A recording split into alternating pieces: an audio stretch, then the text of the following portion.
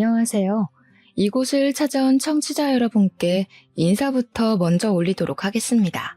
저는 지금 37살을 먹은 여자로 최근 몇 년간 저에게 일어난 정말 악재가 틀림없다고 생각되는 일에 대해 이야기를 풀어보고자 이곳을 찾아오게 되었습니다. 제 친구가 엄청 즐겨 듣는데 만약 제 사연이 뽑히게 된다면 제 친구가 듣고 깜짝 놀라지 않을까 싶기도 합니다. 저는 세상의 다양한 사람들을 존중하고 또 모든 사람들은 평등하다는 마음으로 한평생을 살아왔지만 요즘 들어서는 조금 다른 생각을 가지게 되었습니다. 남에게 피해를 주지 않고 스스로를 보호할 수 있는 사람들이야말로 존중과 평등을 지지받을 수 있는 사람이라고 생각하게 되었습니다. 모든 사람들에서 일부의 사람들로 바뀌게 된 것에 가장 큰 일조를 한 사람들, 그리고 사건들에 대한 이야기를 지금부터 차근차근 풀어보도록 하겠습니다. 모쪼록 끝까지 들어주시고 저의 가치관이 왜 바뀌게 되었는지를 생각해 주셨으면 좋겠습니다. 물론 이 사연을 들으시는 분들에게는 어떻게 저런 일들이 생길 수 있지? 라고 느끼실지 모르겠지만 저도 저에게 이런 일이 벌어질 거라곤 생각도 못했습니다. 그러니까 청취자 여러분들 주위에서도 충분히 일어날 수 있는 일들이고 이미 포진되어 있는 상태일 수도 있으니 오늘부터 의심의 눈초리로 살펴보시기 바라겠습니다. 저는 야구를 정말 좋아하는 여자랍니다. 한국 야구는 리그 자체도 크고 전국 각지의 구단이 하나씩 자리 잡고 있기 때문에 응원을 하는 맛도 상당합니다. 20살 때 처음으로 동네 오빠들을 따라서 야구를 보러 갔다가 그 압도적인 응원과 매 순간순간 뒤집어지는 스코어에 푹 빠져 정말 야구에 미쳐있구나 할 정도로 살았습니다. 야구를 처음 본 이후에 완전히 매료되어서 야구장을 집처럼 드나들기 시작했는데 그 당시에는 대학생이기도 했고 용돈 자체도 빤해서 매번 가는 게 부담스러웠습니다. 돈이 있어야 티켓을 사서 보러 갈 수 있지 않겠습니까? 그러다 보니 용돈을 모아서 즐길 수 있을 때나 한 번씩 다녀오곤 했고 평소에는 TV로 시청을 했습니다. 야구장에 한 번 가면 맥주도 사서 마셔야 했고 치킨도 시켜 먹어야 하고 돈이 생각보다 꽤 깨지게 되거든요. 대학을 졸업하고 취직을 한 이후 20대 후반쯤 되었을 때는 저도 여유가 생긴 편이라 야구를 더 자주 보러 다닐 수 있게 되었습니다. 제가 취업이 잘 된 편이라 대기업 디자인팀에서 일을 할 수 있었는데 미대를 졸업한 사람치고는 아웃풋이 상당히 좋은 축에 속했습니다. 대기업 지명 광고의 대부분이 제 손을 거쳐서 탄생했다고 말을 할 수 있을 정도로 열심히 일을 했고 자부심을 가지고 살았습니다. 하지만 대기업 특성상 일이 쉬지 않고 끝내기 무섭게 밀리듯 들어오고 야근을 밥 먹듯이 해야만 했습니다. 처음에는 야근 수당도 챙겨주고 프로젝트가 성공하면 성과급이 어마어마하게 들어왔기 때문에 체력을 엄청나게 소모하면서 일을 했습니다. 젊었을 때야 며칠 잠을 제대로 자지 못하고 일을 해도 몸이 괜찮았는데 몇 년 반복이 되다 보니까 몸이 정말 축나는 게 느껴질 정도로 힘이 들었습니다. 몸만 힘들면 운동이라도 해서 버티겠는데 정신적으로도 스트레스를 너무 많이 받고 사람이 피폐해진다는 게 느껴지더라고요. 상사의 잔소리부터 시작해서 윗선에서 이 폰트가 마음에 안 든다, 이 색 배치가 별로다 하면서 트집을 잡아대니 전공도 하지 않은 사람이 뭘 아냐고 따져묻고 싶은 수준까지 가더라고요. 퇴사를 할까 말까 고민하던 도중 퇴사를 결정짓게 만든 사건이 발생하게 되었는데요. 제 원칙이자 주의가 사내 연애는 죽어도 하지 않는다거든요.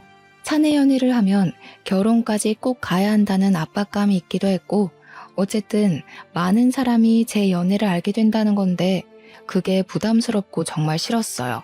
싸워도 티가 나고 싸우지 않아도 티가 나고 또 주변의 상사분들이 워낙 꼰대적인 마인드를 가지고 계신 분들이라 참견을 엄청나게 할 텐데 그걸 견디면서 굳이 연애를 할 필요가 없잖아요.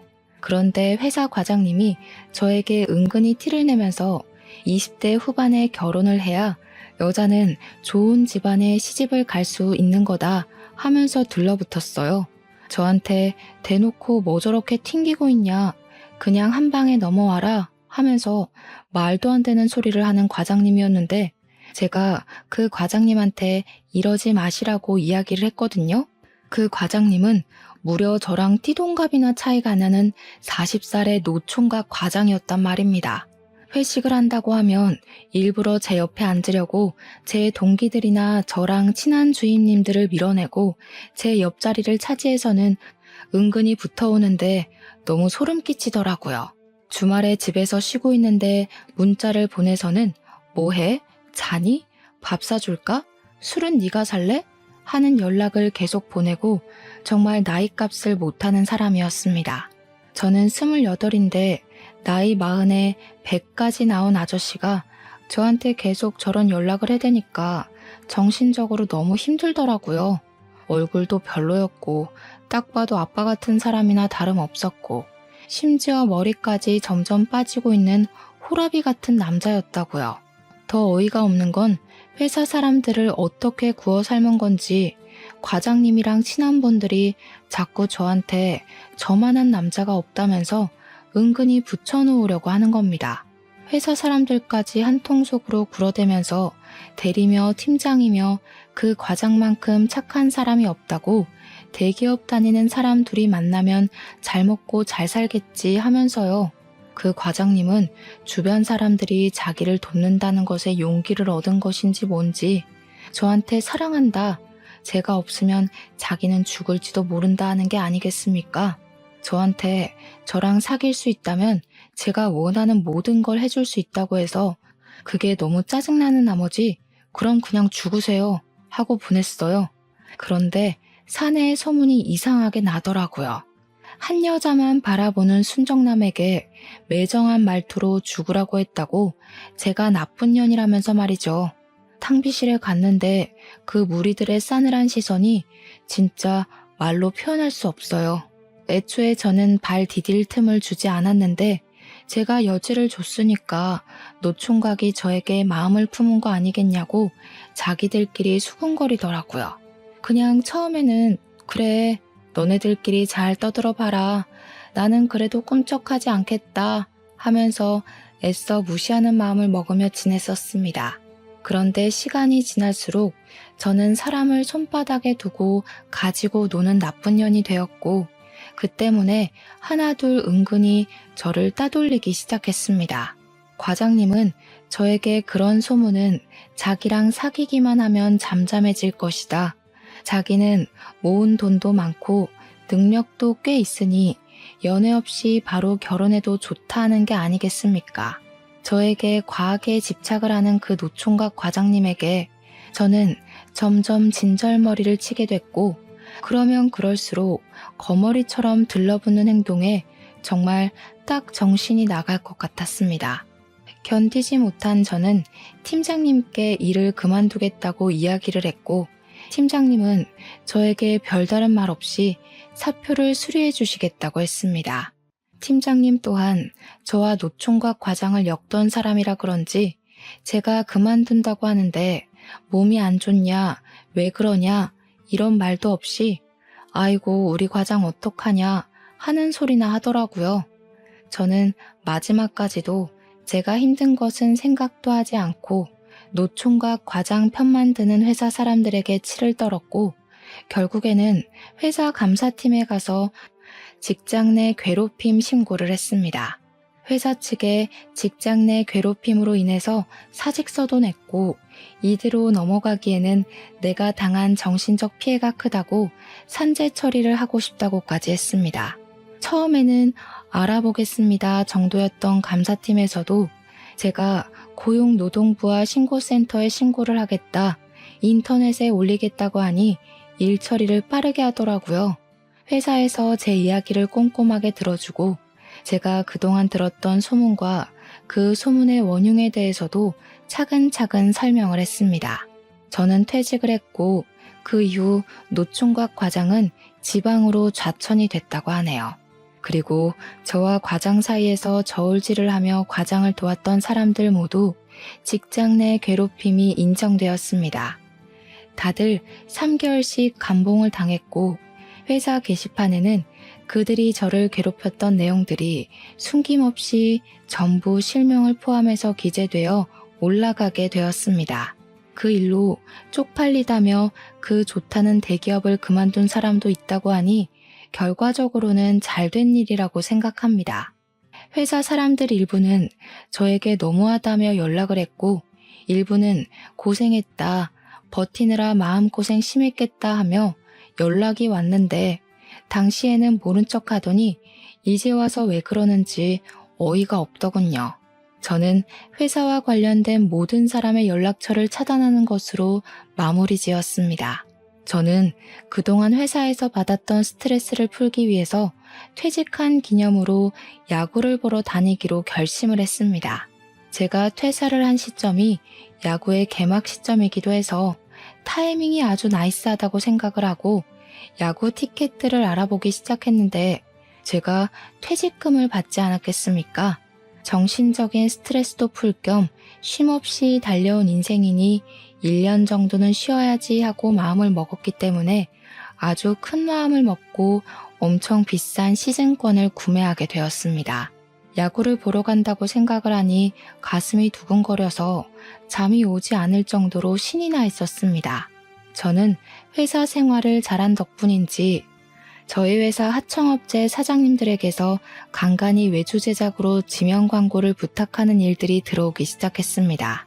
평일에는 야구가 오후 시간대에 시작을 했기 때문에 아침에 일어나서 야구 시간이 다가오기 전까지는 외주 일을 하면서 용돈벌이를 하기 시작했습니다. 스스로 재택근무에 퇴근 시간을 정해놓고 일이 끝나면 바로 야구를 보러 가기 위해 야구장으로 달려갔습니다. 제가 혼자 가서 맥주도 마시고 안주거리도 하고 하면서 응원을 했는데 저는 워낙 성격이 혼자서도 잘하는 성격이라 그런지 전혀 위화감 없이 잘 다녔어요. 그러다 보니 자주 야구를 보러 오시는 분들이 저에게 말을 걸기도 하고 같이 응원을 하기도 하면서 친구들도 꽤 사귀게 되었고요. 시즌권이라는 게 구매를 하게 되면 지정 자리를 얻게 되는데 제 옆에 우연히도 저처럼 혼자 야구를 즐기는 남자분이 한 분 있었습니다. 저랑 성향이 비슷한 건지 혼자 와서 맥주와 안주를 챙겨서는 주야장천 야구만 보는데 이거저거 물어보는 말도 없고 서로 할 거 딱 하니까 편하고 좋더라고요. 나중에 친해진 사람들은 저에게 혹시 그 남자분이랑 커플인 거냐고 둘이 어쩜 말없이 야구만 보냐고 물어보는 사람들도 있었습니다. 커플은 무슨 개뿔 커플이겠냐고 웃으면서 대꾸를 하고 야구에 집중하기를 한 3달쯤 됐을까요? 그날 경기가 잘 풀리지 않아서 저희가 지고 있는 상황이었습니다. 하필 딱 중요하게 만루의 원아웃인 상황이었고 역전도 가능한 공격 타이밍에 제 맥주가 똑 떨어지고 말았던 것입니다. 그 타이밍에 시원한 맥주가 너무나도 마시고 싶었고 지금 사러 나가자니 공격 타이밍이 너무나도 중요했고 신경질이 확 나더라고요. 저도 모르게 아이씨 하면서 다리를 떨고 있었는데 옆에 앉은 그분이 저에게 맥주 한 캔을 딱 내미는 것이 아니겠습니까? 맥주 다 마셨죠? 일단 이거 드시면서 보세요. 지금 사러 나갔다가는 역전하는 거 못 볼 수도 있어요. 저는 진짜 구세주가 나타난 것 같았습니다. 겉면에 송골송골 맺혀있는 물방울이 딱 봐도 시원한 맥주라는 걸 가늠하게 만들었습니다. 저는 이따가 편의점 가서 한 캔 사다 드릴게요 라고 말을 하고 캔 뚜껑을 따서 맥주를 마시면서 야구를 보고 있는데 우리 팀이 글쎄 역전 만루 홈런을 친 게 아니겠습니까? 진짜 악소리가 절로 나는 기쁨에 옆자리에 앉은 그분과 어깨동무를 하며 응원가를 부르며 뛰기도 하고 좋다고 소리도 지르고 그랬습니다. 그 이후에 공수 교대를 하자마자 헐레벌떡 편의점으로 달려가서 맥주를 사다가 갚아드렸고 제가 과자 사온 걸 나눠 먹으면서 같이 야구를 보기 시작했습니다. 제가 흥분이 가시질 않아서 기쁜 마음에 또 언제 오냐고 시즌권 산 거 맞냐고 물어보니까 자기도 내일 또 올 거라고 내일 보자고 하더라고요. 저는 취미가 맞는 친구가 생긴 것 같아서 너무나도 즐거웠고 같이 야구를 보는 내내 선수들에 대한 이야기도 하고 팀 이야기도 나눴습니다. 주변에 야구를 저처럼 즐기는 사람이 없어서 그런 친구를 사귀었다는 게 진짜 너무 즐거웠어요. 한 시즌을 내내 같이 야구를 보면서 옆에 앉은 그 남자분과 엄청나게 친해졌고 서로 휴대폰 번호도 교환하게 되었습니다. 야구 언제 보러 가냐, 이번 주에 가냐 하고 물어보고 갈 수 있으면 시간을 맞추고 못 가면 아쉬워하면서 술이나 안주도 서로 챙겨주면서 지냈습니다. 원래 야구장의 묘미가 승리를 한 다음 야구장 앞에 펼쳐지는 포장마차에 가서 술 한 잔 더 하는 거거든요. 이기든 지든 한 잔 더 하자 하면서 그분과 매일같이 포차에 가서 술을 마시고 하다 보니 서로 취향도 알게 되고 엄청 친해졌습니다. 어느 날은 저에게 무슨 일을 하냐고 물어보길래 저는 그냥 대기업 디자인팀에서 근무를 하다가 스트레스를 견디지 못하고 때려치운 뒤 지금은 외주 일을 간간히 받아서 하고 있다고 말했습니다. 그러니까 저를 향해서 엄지손가락을 치켜 세우더니 능력자가 자기 눈앞에 있다고 너스레를 떨더라고요. 능력자라고 하기엔 볼품없는 몸이라고 했더니 집에서 근무를 하면서 야구를 다 볼 수 있을 정도로 여유를 가질 수 있다는 거 아니냐고 하더라고요. 듣고 보니 맞는 말이긴 했어요. 재택근무하면서 제 루틴은 제가 짜서 움직이는 거고 야구 보고 싶을 땐 언제든지 야구를 볼 수 있는 몸이었으니까요. 그냥 고개를 끄덕이면서 그런 셈이긴 하다고 대신 대기업에 근무를 할 때 반 정도밖에 수입이 되지 않는다고 이야기를 했습니다. 그러니 저에게 출퇴근을 하지 않으니 교통비도 빠질 것이고 재택근무니까 옷차림 신경 안 써도 되니까 절약되는 것도 꽤 있을 것 같다고 했습니다. 야구를 보러 나올 때 말고는 아예 집 밖으로 나가는 일이 없다고 하니 막 웃더라고요. 제가 겉보기에는 집에서 빈둥빈둥할 것 같아 보이진 않았다면서요. 그렇게 얘기하면서 알게 된 것은 남자의 이름은 민우였고 저보다 2살이 어린 연하남이라는 것이었습니다. 취업이 빨리 된 덕분에 꽤 알아주는 유명한 타이어 회사에 재직 중이었는데 야구를 너무 좋아해서 어떻게든 일을 끝내고 야구장으로 바로 퇴근한다고 하더라고요. 저한테 좋아하는 야구 선수가 누구냐, 어떤 모습이 좋냐 물어보는데 제가 일부러 놀려 먹으려고 야구 선수의 허벅지가 좋다고 이야기를 했거든요. 당황할 줄 알았는데 눈을 반짝이더니 남자의 생명 아니겠냐고 엉덩이부터 내려오는 라인이 기가 막힌다고 자기가 더 신나서 이야기를 하더라고요. 좀 특이한 애구나 싶었는데 저한테 이런 것까지 잘 맞는다고 좋아하길래 일부러 나한테서 관심을 사려고 그런 말을 했다고 생각했습니다. 술을 자주 마시다 보니 자연스럽게 회사 노총각 과장에게 당해서 일을 그만두게 된 이야기도 하게 되었고 같이 분노를 해줘서 기분이 좋았습니다. 자연스럽게 저희는 한 시즌을 같이 야구를 보게 되었고 비슷한 취미에 취향이 겹쳐지니 자연스럽게 연애를 하고 데이트를 하게 되었습니다. 다음 시즌에도 더할 나위 없이 즐거운 야구를 즐기자고 약속을 했고 야구 시즌이 끝나도 저희는 계속 일주일에 한두 번씩 만나며 예쁜 사랑을 나누고 있었습니다. 생각보다 숙맥인지 저와 스킨십을 많이 하지는 않았지만 저는 그게 연하의 풋풋함이라고 생각하면서 오히려 좋게 보게 됐어요. 저는 프리랜서로 자리를 잡게 되면서 일이 많이 늘어 자유시간이 조금 줄어들게 되었지만 직장에 다니는 민우 씨와는 시간이 잘 맞아떨어졌습니다. 다음 시즌에도 약속을 했던 것처럼 야구를 보러 다니면서 연애를 잘했고 서로 잘 챙겨주면서 2년이라는 시간을 보낸 뒤 제 나이 31에 결혼을 약속했습니다. 결혼을 약속했으니 당연히 시댁에 인사를 드리러 갔는데 시모 반응이 의외였습니다. 저를 보자마자 눈을 동그랗게 뜨면서 여자친구라고? 정말? 하면서 민우 씨에게 되묻는데 민우 씨 얼굴도 약간 붉어져서는 끄덕이더라고요. 의외의 모습이 있네 하고 귀엽다고 생각한 것도 잠시 시모 될 사람이 저에게 하는 일이 무엇이냐고 물어보았고 저는 제 일에 대해 열정적으로 설명을 했습니다. 하지만 옛날 사람이라서 그런 건지 프리랜서라는 개념 자체를 잘 이해하지 못하시더라고요. 우리 아들은 유명한 타이어 회사에 다니고 있는데 너는 집에서 논다는 거 아니냐? 아니에요, 엄마. 엄마가 몰라서 그렇지 프리랜서로 일을 해도 웬만한 중소기업 다니는 사람보다는 많이 벌어요. 아니, 암만 그래도 떡하니 직장명이 붙은 회사에 다니면서 일을 해야지. 프리랜서라는 게 일이 끊기면 아무것도 없는 백수나 다름없는 거 아니야? 나는 걱정이다. 너네가 결혼하고 나서 어떻게 될지 아무것도 모르는데 직장이라도 튼실해야지. 민우 씨는 계속해서 시모에게 제 편을 들어주었고 그게 불편했는지 어느 순간부터 시모가 입을 꾹 다물더라고요. 물론 민우 씨가 대신 변명을 해주니 저는 아예 입을 열 타이밍도 없어서 편하긴 했지만 시모가 우리 아들을 구워 삶아 먹은 여자 보듯이 보니까 좀 불편하긴 했습니다.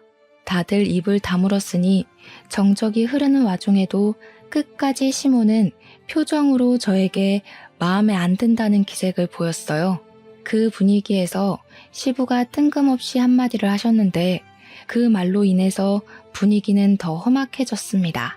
집에서 평생을 놀고 먹기만 한 옆에 내가 알긴 뭘 알겠어. 요즘은 저렇게 자기 전공 살려서 편하게 눈치 안 보고 일하는 게 제일 좋은 거지.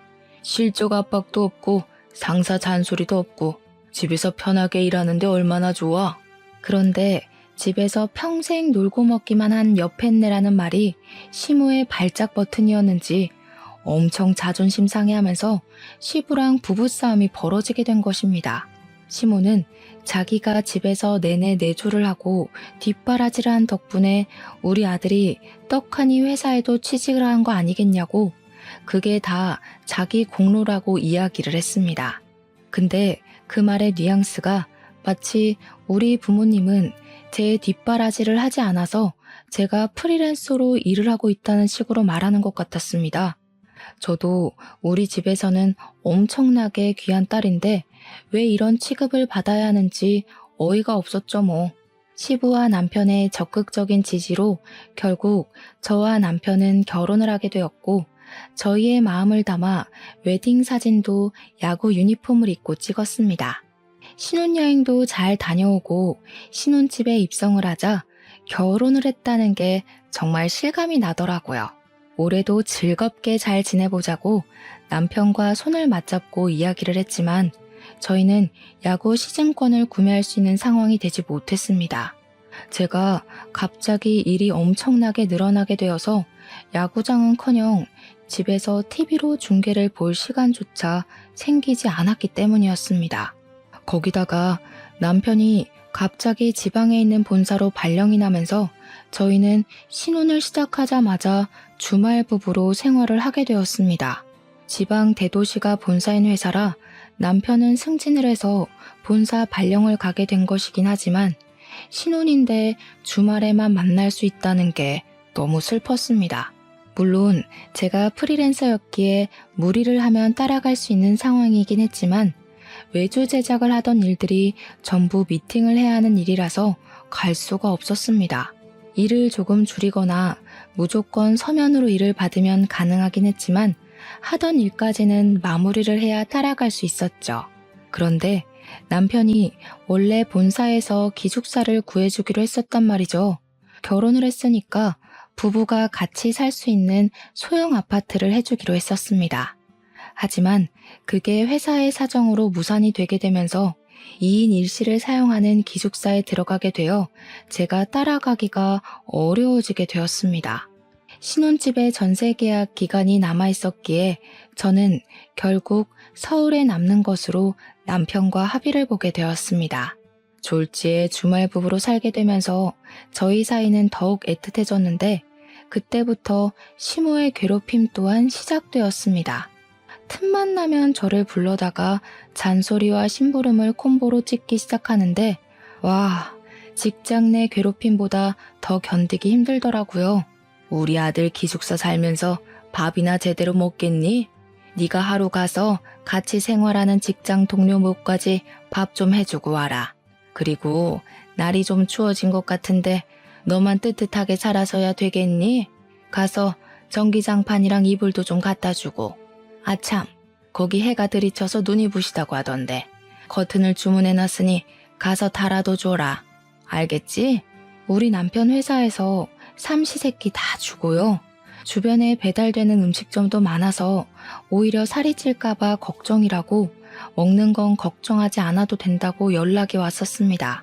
기숙사 난방 또한 너무 잘 돼서 추운 걸 느낄 시간도 없다며 더워서 반팔만 입고 지낸다고 이야기도 했고요. 거기다가 커튼, 진짜 너무 어이없지 않나요?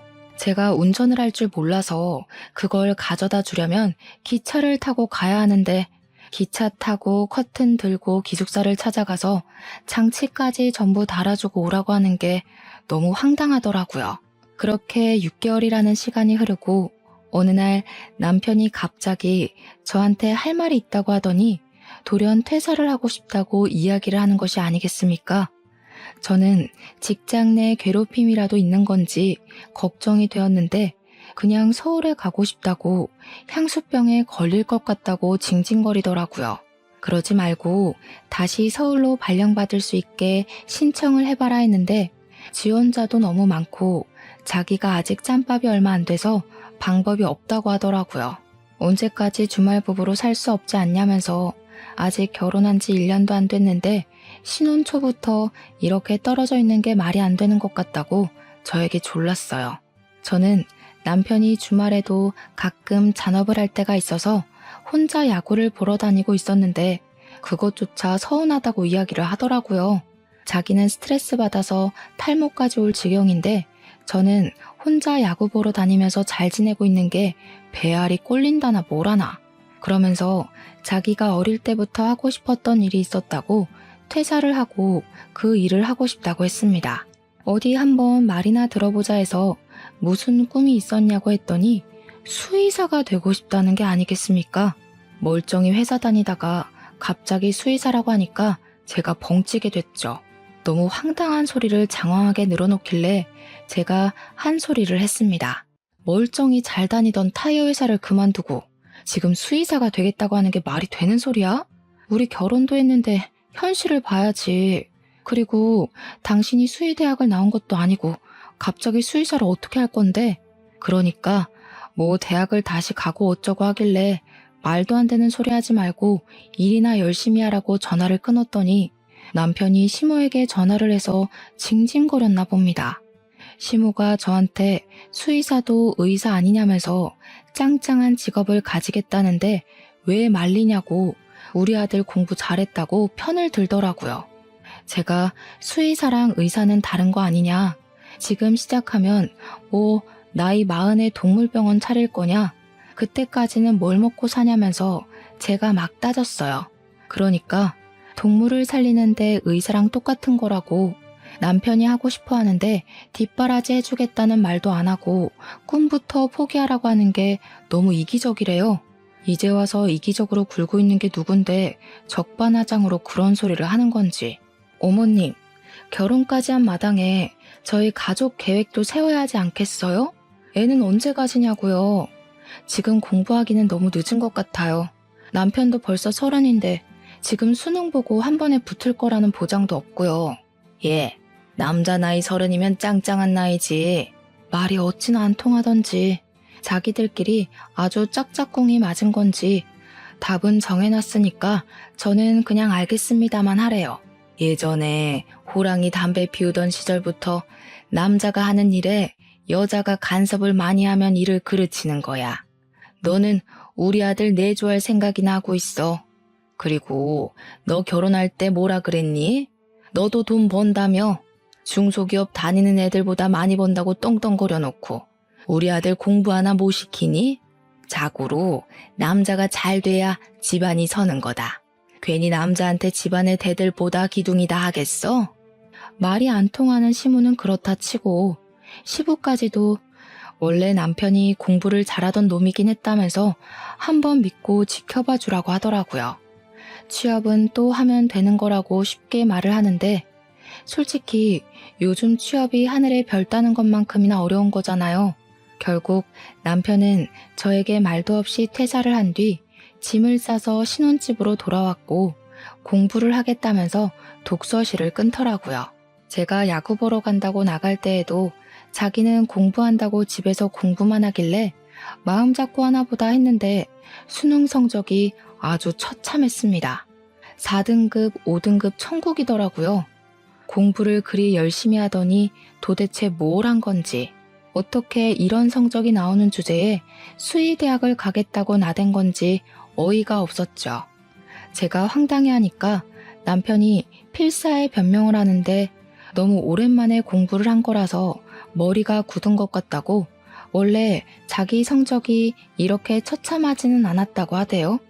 1년을 더 공부하면 분명히 좋은 성적을 낼 수 있을 거라고 1년만 더 해보겠다고 하는데 제 머리가 지끈거려서 진짜 뒤로 넘어가고 싶었습니다. 근데도 시모는 우리 아들 잘할 수 있어. 엄마가 계속 응원할게. 하고 있는 겁니다. 도대체 미리미리 공부 좀 시켜놓지 왜 하필 저랑 결혼을 한 이후에 공부를 하겠다고 하는 건지 이해가 가지 않더라고요. 시모한테 제가 미리미리 공부 좀 시키지 그랬냐고 수의대 가고 싶어 했으면 애초에 그쪽으로 대학을 입학했으면 되는 거 아니냐고 하니까 시모가 입을 삐죽하대요.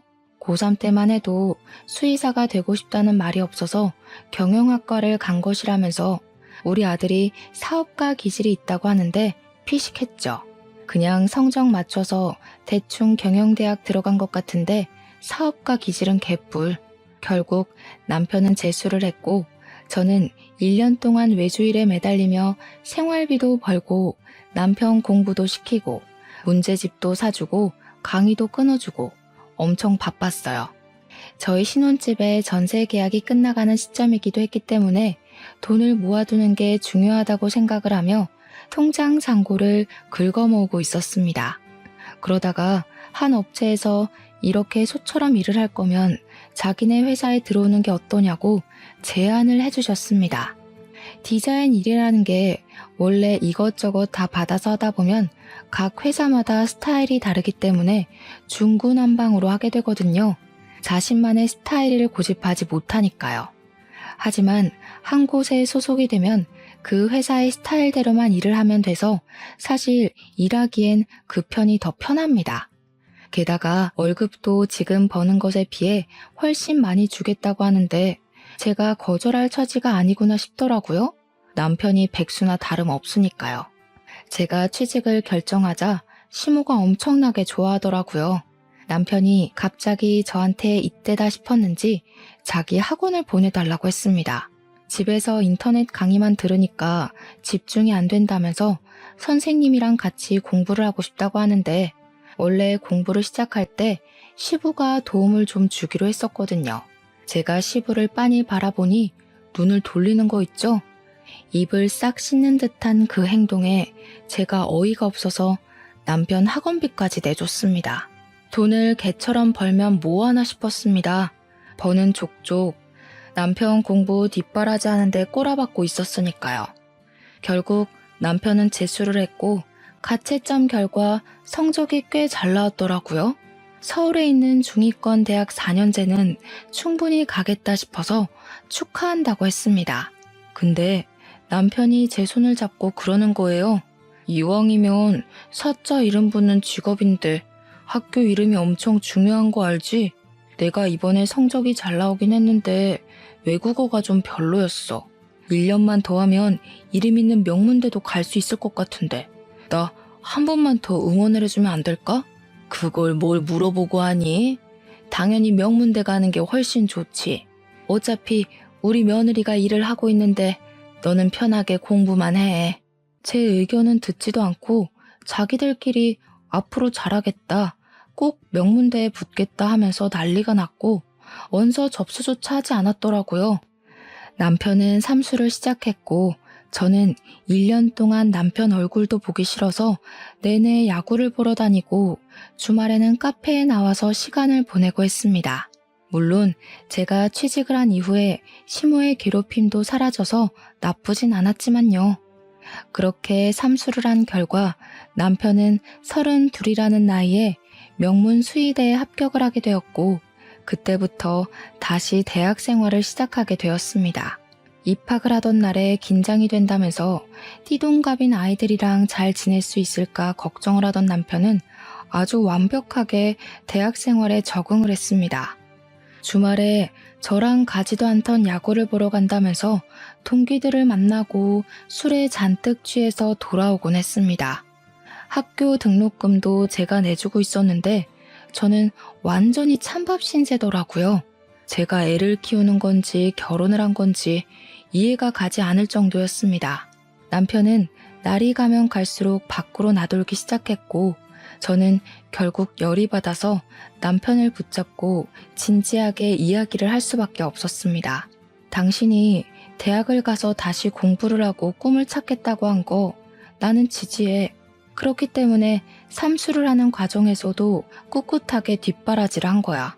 그런데 지금 꼴이 이게 뭐야?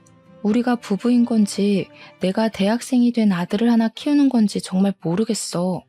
맨날 술만 마시고 집에도 늦게 들어오고 동기들이랑 놀러 다니느라 바쁜 걸 보면 내 숨이 턱턱 막혀. 이대로는 나도 더 이상 못 견디겠으니까 우리 이혼하는 게 좋겠어. 제가 진지하게 이혼을 이야기하자 남편이 펄쩍 뛰면서 절대 안 된다고 저 없으면 못 산다고 난리를 치는 게 아니겠습니까?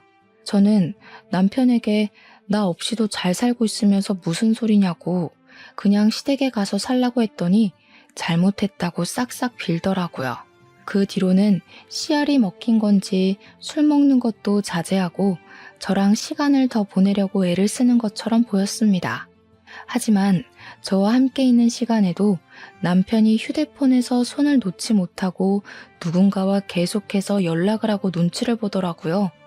제가 수상한 마음에 누구랑 그렇게 연락을 하느라 휴대폰을 손에서 놓지 못하는 거냐고 했더니 대학 과제 때문에 그런 거라고 조별 과제를 해야 한다고 했습니다. 제가 힐끔 휴대폰을 곁눈 질로 보니까 형 하면서 이야기를 하더라고요. 남자 동기랑 연락을 할 이유가 뭐가 있겠나 싶어서 과제를 한다고 생각을 했죠. 남편에게도 대학 생활이라는 게 있으니까 그냥 그러려니 하면서 지내려고 했어요. 저와 잘 지내려고 노력하는 모습을 보여줬으니까요. 남편은 예과 2년 과정을 마치고 4년을 더 수의학과에서 공부를 시작하게 되었습니다. 예과 2년이 끝나고 자퇴를 하는 애들도 꽤 있다며 남편은 서운해하더라고요.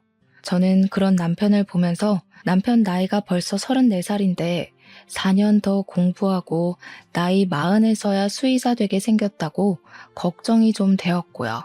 저는 제가 회사 생활을 하면서 벌어오는 돈으로 대책 없이 사는 남편에게 점점 지쳐가고 있었습니다.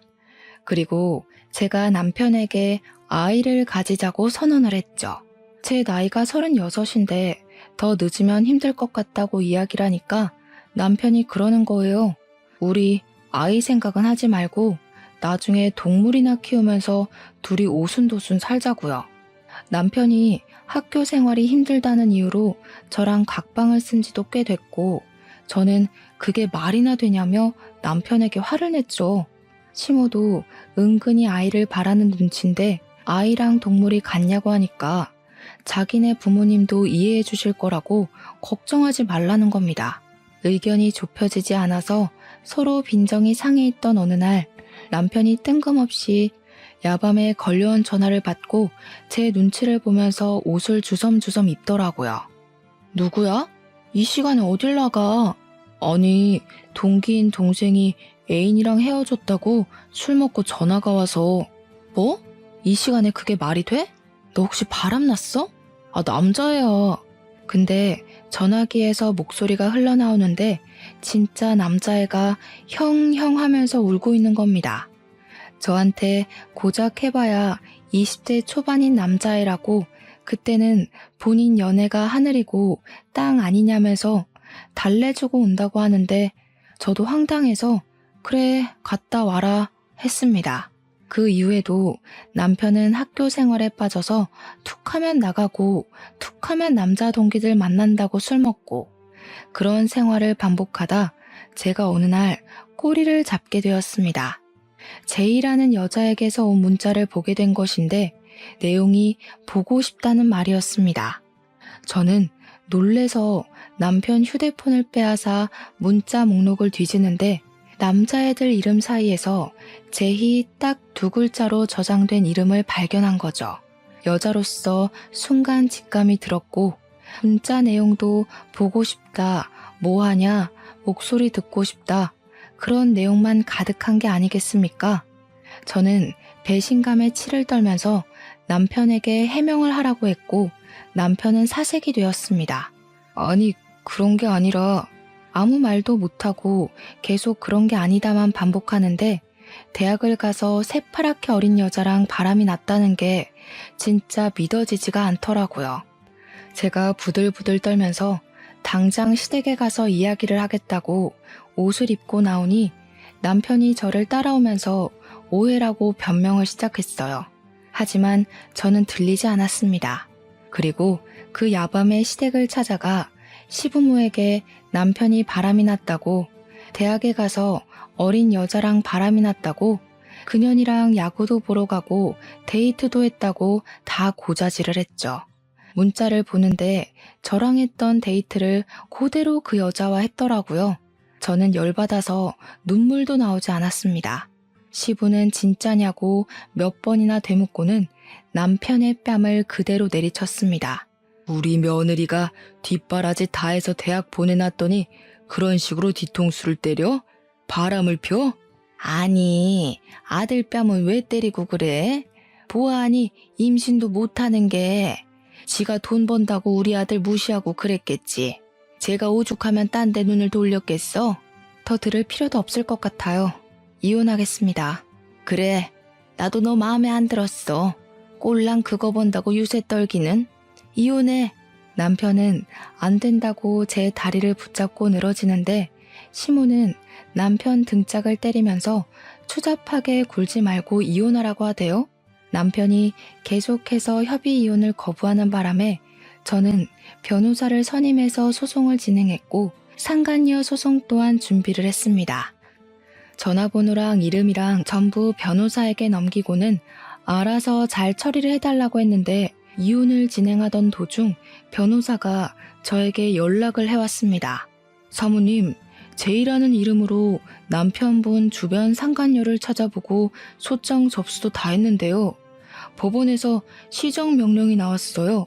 그게 상간녀가 아니라 제이라는 사람이 남자라는데요.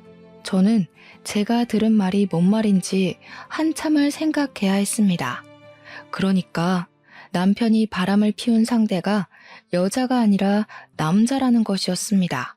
저를 만나기 전부터 그랬던 건지 뭔지 모르겠지만 남편은 양성애자였고 대학에 가서 남자와 바람을 핀 거죠.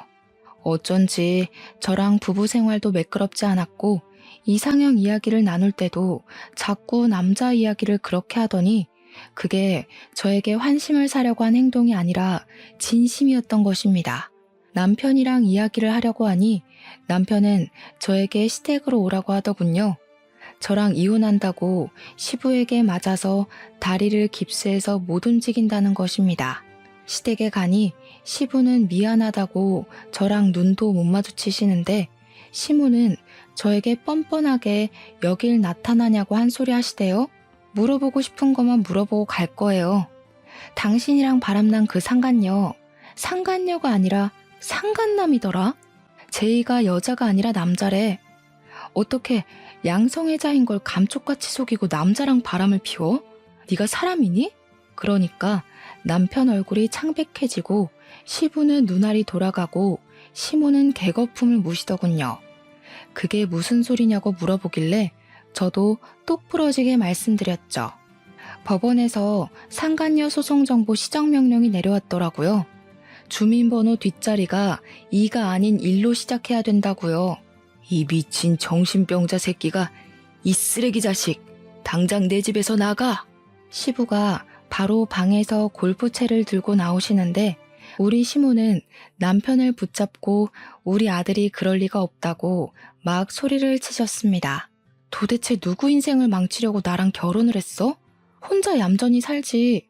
혹시 나는 네가 남자들을 만나러 다니기 위한 방패막이었니? 그러니 남편이 아무 말도 못하고 울더라고요. 그래서 애도 갖기 싫다고 한 거야? 어쩐지 이상하다 싶었어. 아주 심각한 병에 걸려서 평생 고통받았으면 좋겠다. 그 말을 하고 뒤돌아 나오는데 시모가 저를 붙잡고는 매달리더라고요. 내가 우리 아들 정신병원에라도 보내서 멀쩡하게 만들 테니까 이혼하지 말고 그냥 살아줄 수 없겠니? 내가 잘못했다. 어? 우리 재산도 다 넣어주고 네 눈앞에 나타나지 말라고 하면 안 나타날게. 제발 우리 아들 버리지 마라. 응? 시모는 아들이 남자를 좋아한다는 것을 받아들이지 못해서 그나마 저랑은 결혼까지 했으니 제가 옆에 붙어 있어 주길 원하는 눈치였습니다. 제가 정신 나갔어요? 위자료나 준비하세요. 재산 분할도요. 이혼은 당연히 저에게 유리한 조건으로 이루어졌고 요즘은 꽤 있는 사례라고 이렇게 이혼하는 사람들이 많다고 변호사가 알려주더군요. 위자료가 입금되자마자 저는 휴대폰 번호도 바꿔버렸습니다. 회사까지 찾아올까 무섭긴 했지만 이혼 서류 마무리되자마자 시댁에 한 번만 더 나를 찾아오면 아들이 양성애자인 거 소문내겠다고 하니 코빼기도 보이지 않더라고요. 제가 위자료 3천만 원을 받고 상간남 소송으로 정신적 피해보상 금액까지 위자료 1천만 원을 더 받았는데 시부가 저에게 미안하다며 5천만 원을 더 주셨습니다. 그동안 제가 남편 뒷바라지를 한 게 6년이 넘어가니까요. 저는 그냥 감사합니다 하고 그 돈 받고 차단을 해버렸습니다. 그 돈으로 저는 내년에 야구 시즌권이나 구매해서 보려고 해요. 이 돈을 다 쓰지 않으면 자꾸 전 남편에 대한 기억이 떠오를 것 같아 저를 위해 사치도 좀 해보려고 합니다. 저처럼 황당한 일로 이혼하신 분들이 많진 않겠지만 저와 같은 일을 겪고 계신 분이 있다면 당당하게 이혼하라고 전하고 싶네요. 앞으로 이런 일로 기만당하는 사람이 없길 바라면서 글을 마무리하겠습니다. 감사합니다.